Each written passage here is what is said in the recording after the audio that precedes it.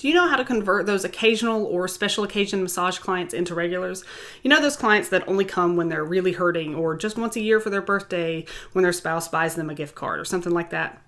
How do you take those people and convince them to come in regularly, once a month, every 2 weeks, or even every week, to get it through to them why they need to get regular massage, all the health benefits, that sort of stuff? This is such a common issue and something I know I personally struggled with early on in my business too. So here's a few things that I figured out along the way.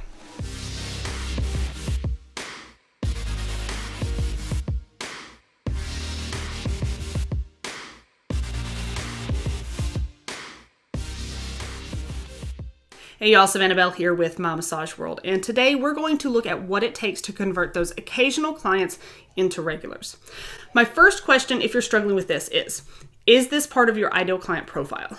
If not, but you want this to be the type of clients that you attract, then you need to reorient your ideal client profile and change your marketing to fit it better. You see, this is most often tied to your client's locus of control. This is a psychological term that refers to the degree in which people feel a sense of control over their life. So if someone has an internal locus of control, that means they readily believe that the things that happen in their life are greatly influenced by their own choices and actions.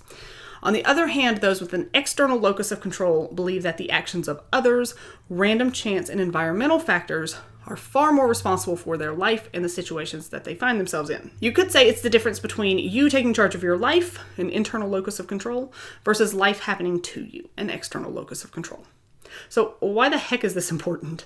Because this defines the type of professional relationship that you have with them and what they believe your role is and their role is in their life and their well-being.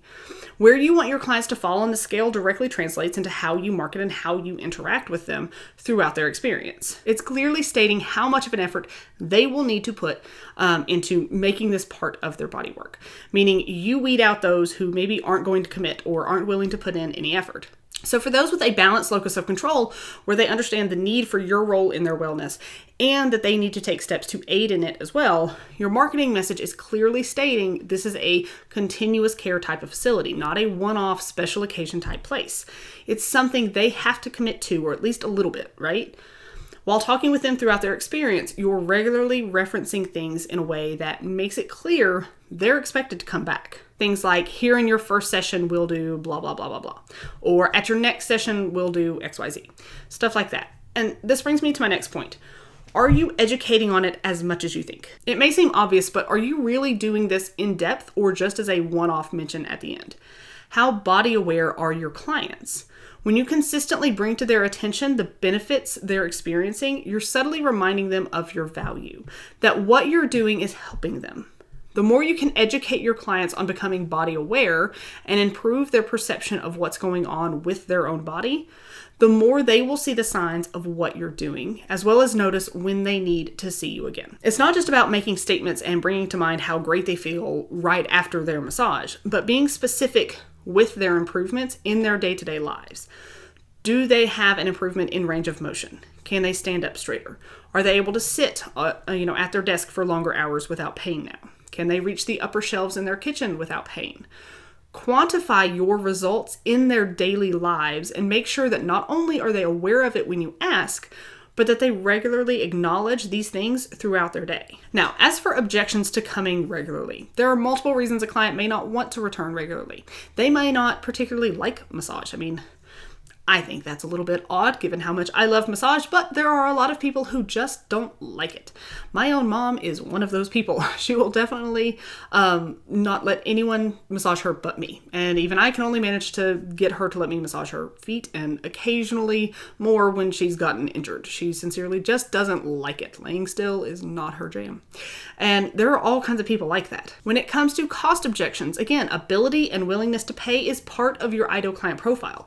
Market to the people that can and will pay and let the ones who don't and who make a fuss fall to the wayside.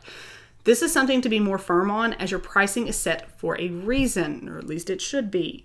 And clients don't get to dictate that price, even if they are or want to be a regular. And lastly, to put it bluntly, there are those people who just don't want to improve.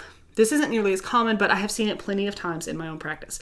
It seems their pain, illness, or dysfunction has become so intertwined with their identity it's too hard to let go of, and they will flat out refuse to do anything to actually make a big difference, especially if it requires consistency. So to sum it up, there is a portion of the market you simply have to let go that will never be regular massage clients for a variety of possible reasons.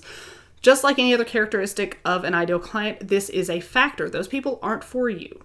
But the majority quite possibly are, and it's up to you to make the strategic effort to educate and market to those particular people. Every piece of marketing content can subtly speak to the facets of your ideal client. Your ideal clients aren't just a set of demographics. It's the psychological and emotional components of what makes them them. Speak to those components. If you're not sure how to figure out those components of an ideal client, I've got a quick class that can walk you through the whole process step by step. Check out the Identify Your Ideal Client class that I've got linked below. I go into all the details of demographics, psychographics, buying behaviors, communications, market research, and more. And if you need any other help learning about organizing and marketing your business, then go check out my website over at mymassageworld.com. Follow me on all your favorite social media platforms and join the My Massage World Facebook group where I'm available for more individual help and I post all kinds of business tips. Thanks for watching. See you next time.